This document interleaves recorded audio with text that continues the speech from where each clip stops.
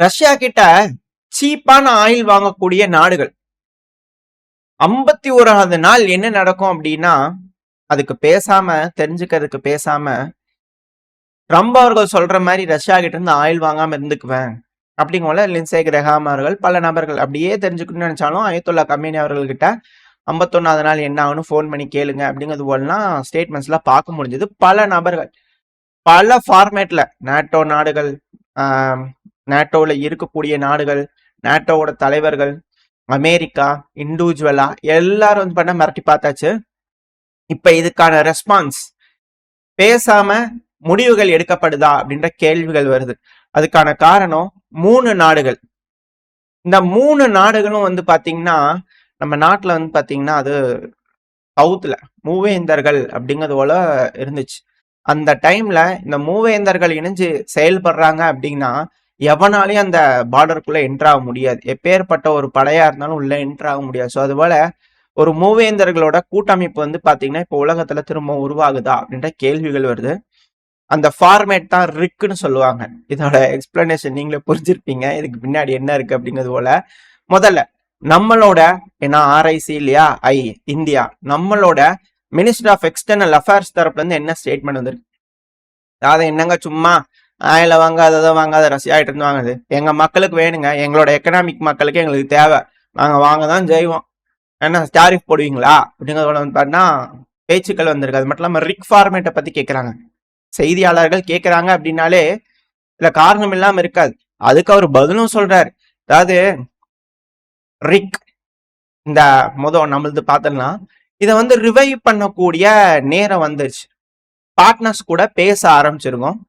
So மியூச்சுவலா நாடுகள் இந்த RIC இருக்காங்க இல்லையா, இவங்களுக்குள்ள நீங்க ஒரு நாள் புரிஞ்சிருப்பீங்க உங்களுக்கும். இந்த நாடுகளுக்குள்ள இருக்கக்கூடிய மியூச்சுவலா கன்வீனியன்ட் மேனர்ல நாங்க அதான் செயல்படுத்த போறோம் அப்படிங்கிறத பண்ண இவர் தரப்பு ஸ்டேட்மெண்ட்ஸ் வருது. ஸோ ரிக்ல ரெடியா இருக்கு. இப்ப அடுத்தது ரஷ்யாவோட டெபுட்டி ஃபாரின் மினிஸ்டர் ஆண்ட்ரே ருடான்கோ அவர்கள், அதாவது மாஸ்கோவான நாங்க, அதாவது ரிக்ல என்ற ரஷ்யா, நாங்க ரிக் ஃபார்மேட்டை ரெஸ்யூம் பண்றதுக்கான பேச்சுவார்த்தைகள்ல இறங்கி இருக்கோம். அதுவும் இந்தியா கூடயும் அடுத்தது இன்னொரு நாடு சொல்லியிருக்காங்க, அந்த நாட்டு அப்புறம் வருவோம். ஸோ வந்து இந்த ரிக் ஃபார்மேட்டை வந்து பாத்தீங்கன்னா தூர்வாரக்கூடிய நேரம் வந்துருச்சு, திரும்ப ரிவைவ் பண்ணக்கூடிய நேரம் வந்துருச்சு அப்படிங்கிற சொல்றாங்க. இந்த அளவுக்கு பில்டப், மூவேந்தர்களோட பில்டப் ஏன் வந்து இதுல மேட்ச் ஆகுது அப்படிங்கிறது உங்களுக்கு தெரியும். ஸோ ரஷ்யா நெகோசியேட் பண்ண ஆரம்பிச்சிட்டாங்க, இந்தியா ஸ்டெப் அப் பண்ண ஆரம்பிச்சிட்டாங்க. அடுத்தது ரிக்ல இருக்கக்கூடிய சைனா, சைனாவோட ஃபாரின் மினிஸ்டர் ஸ்போக் பர்சனான லின் ஜியான் அவர்கள் ரிக் கோஆபரேஷன் ஆர்ஐசி அப்படிங்கிற அந்த கோஆபரேஷன் இந்த நாடுகளுக்குள்ள இருக்கக்கூடிய இன்ட்ரெஸ்ட மட்டும் மியூச்சுவலா ரெஸ்பெக்டிவா பேசிக்குவாங்கன்னு நினைக்கிறீங்களா? இந்த உலகத்தோட நன்மைக்காக, அதாவது அமெரிக்காவோட தான் அப்படியே ஐயடிச்சாங்க, ஆப்பி பழகிட்டாங்க சீனா. அதுல எந்த ஒரு மாற்றம் இல்லை, பரவாயில்ல, பேஸ் வெல்கம் தான், எந்த ஒரு மாற்றமும் இல்லை. அதாவது உலகத்துல அமைதிக்காகவும் நியாய தர்மத்தை நிலைநாட்டுறதுக்காகவும் பாதுகாப்புக்காகவும் ஸ்டெபிலிட்டிக்காகவும் ஒரு அமைப்புனா அது ரிக் தான். இந்த ரிக் இந்த உலகத்துக்கு தேவை அப்படிங்கிறதோட அவங்க தரப்புல இருந்தும் வந்தாச்சு. ஸோ இந்த ரிக் கூட்டமைப்பு ரஷ்யா, இந்தியா, சைனா, இந்த மூவேந்தர்களோட கூட்டமைப்பு எந்த அளவுக்கு இம்பாக்ட் இந்த உலகத்துக்கு கொடுக்க போகுது? ஏன்னா மேல யூரோப் தானே, மேல யூரோப்ல இருந்து கீழே ஏசியா வரைக்கும் வந்து பாத்தீங்கன்னா எந்த நாடும் இல்லை, எவனாலையும் தடுக்க முடியாது. எந்த ஒரு எப்படி சொல்றது, வர்த்தகத்தை வந்து பாத்தீங்கன்னா எவனும் வந்து எதுவுமே பண்ண முடியாது. 3 நாடுகளுமே இன்டர் கனெக்டட். ஸோ இது போல ஒரு கனெக்ஷன் இந்த 3 நாடுகளுக்குள்ள இருக்கும் போது இந்த 3 நாடுகளுக்கும் இணைகிறாங்க அப்படின்னா இந்த 3 நாடுகளுக்குள்ளேயும் பார்டர் பிரச்சனைகள் இருக்கு. இந்த 3 நாடுகளுக்குள்ள ஏகப்பட்ட தகராறுகள் இருக்கு. இருந்தாலும் இந்த ரிக்க அமல்படுத்தி கொண்டு வந்து ஒன்னொன்னா பேச ஆரம்பிச்சு 3 பேத்துக்குள்ளேயும் ஒரு மியூச்சுவலான அண்டர்ஸ்டாண்டிங் வர ஆரம்பிச்சிருச்சு அப்படின்னா நம்ம பிரச்சனை அப்படிமா பாத்துக்கலாம். முதல்ல முன்னாடி இருக்கிறானுங்க பாருங்க, 2 ஊனி விட்டு வரலாம் அப்படிங்கிறத 3 நாடுகளும் இருக்கக்கூடிய படைகளை பார்டர்ல இருந்து பின்வாங்க எடுத்தாலே போதும், மிக பெரும் அளவுல மொபைலைசேஷன் எடுத்துருவாங்க. எடுத்தாலே எந்த அளவுக்கு கனெக்டிவிட்டி இந்த ஏரியால இருக்கு, எந்த அளவுக்கு ஒரு மேசிவான ஒரு அஃபென்சிவ் ஆபரேஷன் இந்த 3 நாடுகள்னால எடுக்க முடியும். இனிஷியலா மிலிட்டரி ஆபரேஷனுக்காக இல்லையானாலும் எக்கனாமிக்கலி யாராலையுமே ஆயிலா இருக்கட்டும், இயற்கை வளமா இருக்கட்டும், கனிம வளங்களா இருக்கட்டும், யாராலையுமே எந்த நாடுகள்னாலையுமே இந்த நாடுகளோட வர்த்தகத்தை தடுக்க முடியாது. இந்த 3 நாடுகளுக்கு வேணுங்கிறத இந்த 3 நாடுகளே செஞ்சுக்குவாங்க. அதுதான் இதுல இருக்கக்கூடிய ஹைலைட். ஸோ இதுக்கப்புறம் இந்த 3 நாடுகள் என்ன மாதிரி இந்த ஃபார்மேட்டை கொண்டு வர போறாங்க, எப்படி கையில் எடுக்க போறாங்க, வந்துட்டாங்க அப்படின்னா ஈரான் வருவாங்களா, நார்த் கொரியா வருவாங்களா, பெலருஸ் வருவாங்களா, பல நாடுகள் இணைவாங்களா, வியட்நாம் வருவாங்களா, லாவோஸ் வருவாங்களா, ஏன்னா பழி வாங்குறதுக்கு நம்மளுக்கெல்லாம் எது இருக்குதோ இல்லையோ அந்த நாடுகளுக்கெல்லாம் ரொம்ப அதிக அளவுல இருக்கும். ஸோ எத்தனை நாடுகள் இந்த ரிக் ஃபார்மேட்டு கீழே வந்து பார்த்தீங்கன்னா இணைய போறாங்க அப்படிங்கிறத பார்த்தலாம். ஸோ ஒரு மேசிவான ஒரு கூட்டமைப்பை ரிவைவ் ஆக ஆரம்பிச்சிருக்கு. டாரிஃப் ட்ரம்ப் அவர்களோட டாரிஃப்க்கு பவர்ஃபுல் பஞ்ச் ரிக் தரப்புல இருந்து வரும் அப்படிங்கிற மாற்றுக்கருத்துல என்ன நடக்கும்ன்றது பார்த்தலாம். இப்போ அடுத்து இந்த ரஷ்யா உக்ரைன் பிரச்சனைக்கு வந்துட்டோம் அப்படின்னா மிக பெரும் பிரச்சனை. இந்த பிரச்சனையெல்லாம் உருவாகிறதுக்கான காரணமே, நாடுகள்லாம் பதட்டம் அடைகிறதுக்கான காரணமே இந்த பிரச்சனை தான். இப்போ ரஷ்யா ஒரு படி வந்து திரும்பவும் பேச்சுவார்த்தைகள் என்கேஜ் பண்ணலாம் அப்படிங்கிறதுக்கான சமிக்கைகள் அவங்க ஆல்ரெடி வெயிட் பண்ணிட்டு தான் இருக்கும். அடுத்த மீட்டிங் எப்போ வைக்கலான்னு கேட்டுருக்கோம். இப்போ வரைக்கும் உக்ரைன் தரப்பு வந்து எந்த ஒரு பேச்சும் இல்லை. சரி, ஓகே, நம்ம துருக்கியில போன தடவை வந்து பாத்தீங்கன்னா பேச்சுவார்த்தை பண்ணோம் இல்லையா, அதுக்கு ஏற்ப உடல்கள்லாம் திருப்பி ஒரு 1000 உடல்கள் இருக்கு, உக்ரைனோட உடல்கள். அதை நாங்கள் கொடுக்குறோம், வாங்கிக்கங்க அப்படிங்கிறதோட வந்து பார்த்தீங்கன்னா திரும்பவும் அது ரஷ்யா வந்து பார்த்தீங்கன்னா குட் நோட்லேயே வந்து பார்த்தீங்கன்னா மெயின்டைன் பண்ணிட்டு இருக்கிறாங்க. உக்ரைன் தரப்புல தான் அந்த பிரச்சனையை முடிவுக்கு கொண்டு வரணும் அப்படிங்கிற எண்ணம் இல்லையா அப்படிங்கிறத திரும்ப திரும்ப காட்டிக்கிட்டு இருக்கு. சரி, 1000 உக்ரைனோட இறந்த உடல்களை ரஷ்யா கொடுக்குறாங்களே, அப்போ உக்ரைன் எத்தனை உடல்களை ரஷ்யா கிட்ட கொடுத்துருப்பாங்கன்னா வெறும் 19 தான். ஸோ 19 ரஷ்ய வீரர்களோட இறந்த உடல்களை உக்ரைன் வந்து ரஷ்யாவுக்கு கொடுக்க, ரஷ்யா 1000 உக்ரைனோட இறந்த உடல்களை கொடுத்துருக்காங்க. இதுவே ஒரு 6000, இது ஒரு 1000, 7000, அப்புறம் 9, 909, 909 3 தடவை கொடுத்தாங்க. இதெல்லாம் கணக்கு போட்டு பார்த்தாலே எப்படி அப்படிங்கிற கேள்வி வருது.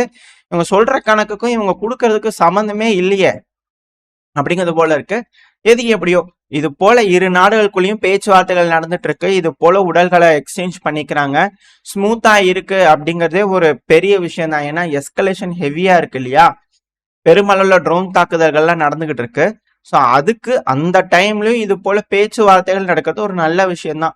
ஒரு வேளை மேற்கு நாடுகள் ரஷ்யன் டேர்ம்ஸ்ல பீஸ் டீலுக்கு வந்தாங்கன்னா இந்த உலகத்துக்கு நல்லது நடக்கும். அப்படி இல்லைன்னா மிக பெரும் அளவுல பிரச்சனைகள் வெடிக்குமா அப்படின்ற கேள்விகள் இருக்கு. இப்ப அடுத்தது மிக பெரும் தாக்குதல் அப்படின்னு எடுத்துக்கிட்டோம்னா பல இடத்துல தாக்குதல் நடக்குது. இதுல அதிகப்படியான தாக்குதல் டின்ப்ரோ பெட்ரோவெஸ்க்ல அதிகப்படியான ட்ரோன்கள் பல என்டர்பிரைஸ், அதாவது நிறுவனங்கள், இண்டஸ்ட்ரி பகுதியில தாக்குதல் பண்ணியிருக்கு. அதுக்கான வீடியோ பதிவுகள் தொடர்ந்து வருது. லார்ஜ் ஸ்கேல் அட்டாக் ஃப்ரண்ட் லைன்ல இருக்கக்கூடிய டின்ப்ரோ பெட்ரோவெஸ்க். ஸோ ஒரு புது ஒப்லாஸ்ட் ரஷ்யா தொட ஆரம்பிச்சிருக்காங்க. மிக பெரும் அளவுல உள்ள அஃபென்சிவ் ஆபரேஷன் வருதுன்னா டினிப்பர் ரிவர் வரைக்கும் ரஷ்யா என்ட்ரு ஆயிருவாங்களா அப்படின்ற கேள்விகள் இருக்கு. ஸோ வெயிட் பண்ணி பார்ப்போம். இது ஒரு கட்ட எஸ்கலேஷன். இப்ப அடுத்தது யூரோப்பியன் யூனியன்ல ஜெர்மனி தான் அடுத்த பலியாடு அப்படிங்கிறத நம்ம பார்த்துக்கிட்டு இருக்கோம். நம்ம சேனல்ல தொடர்ந்து பார்க்கறவங்களுக்கு தெரியும், இதை நம்ம பல தடவை சொல்லியிருக்கோம். ஏன்னா ஜெர்மனி வந்து பாத்தீங்கன்னா டாமஹாக் மிசைல், இந்த லாங் ரேஞ்ச் மிசைல்லாம் வந்து பாத்தீங்கன்னா அமெரிக்கா கிட்ட இருந்து வாங்கி வச்சு ரஷ்யாவோட மாஸ்கோ வரைக்கும் மிசைல்களை ஏவக்கூடிய கெப்பாசிட்டி இருக்கிற மாதிரி பில்டப் பண்ணலாம் அப்படிங்கிறது ஒன்றா ஜெர்மனி தரப்புல இருந்து ஒப்பந்தங்கள் போடப்பட்டுட்டு வருது. ஸோ 2026 வரும்னு போரிஸ் பிஸ்டோரியஸ் அவர்கள் ஜெர்மனோட டிஃபென்ஸ் மினிஸ்டர் தரப்புல தான் செய்திகள் வருது.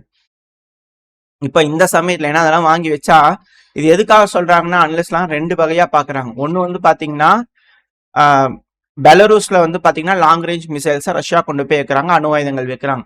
அதுக்கு பேரலா வந்து பாத்தீங்கன்னா ஜெர்மனியில வைக்கிறாங்கன்னா நீங்க டிஸ்என்கேஜ் பண்ணுங்க, நாங்க டிஸ்என்கேஜ் பண்றோம் அப்படிங்கிற நெகோசியேஷனுக்காக இது போல செய்யறாங்கன்னு சில சாரார் சொல்றாங்க.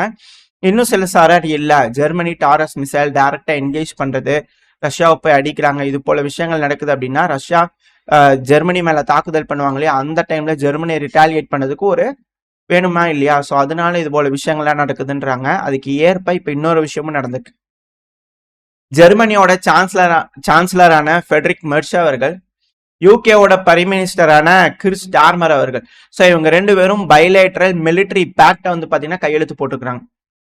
அதாவது எல்லாம் நாட்டோல ஒன்னாதான் இருக்கிறாங்க. இதுல என்ன திருப்பி மிலிட்டரி பேக்ட் போட்டுக்கிட்டே இருப்பாங்க, எல்லாம் ஒண்ணுதானே, அப்புறம் எதுக்கு நாட்டோ அப்படிங்கிற ஒரு கேள்வி வருது.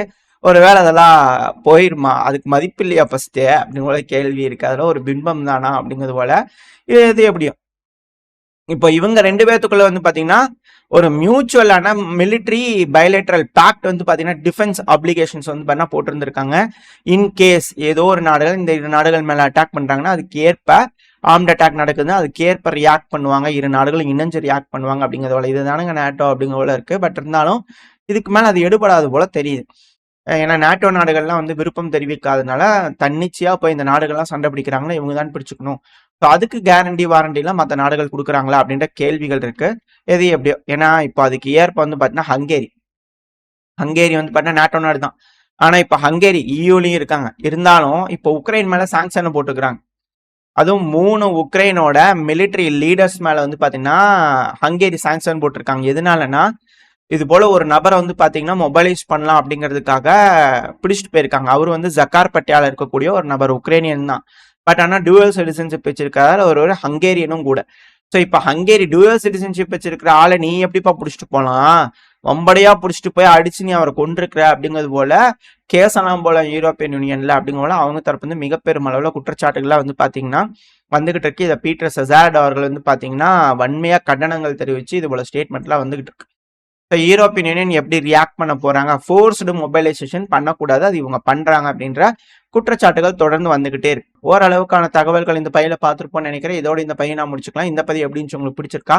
பிடிச்சுனா லைக் பண்ணிட்டு உங்க ஃப்ரெண்ட்ஸ் நம்மளோட ஷேர் பண்ணிக்கோங்க. அது கூடவே மறக்காம இந்த பதிவு பத்தி உங்களோட கருத்துக்களை கமெண்ட் செக்ஷன்ல சொல்லுங்க. அது கூடவே நம்ம சேனல் இன்னும் சப்ஸ்கிரைப் பண்ணலாம், மறக்காம சப்ஸ்கிரைப் பண்ணிக்கோங்க. இந்த பதிவு நல்லா இருக்கும்னு நம்பிக்கையில் அடுத்த உங்களை சந்திக்கிறேன். அது வரைக்கும் ஸ்டே சேஃப். பை.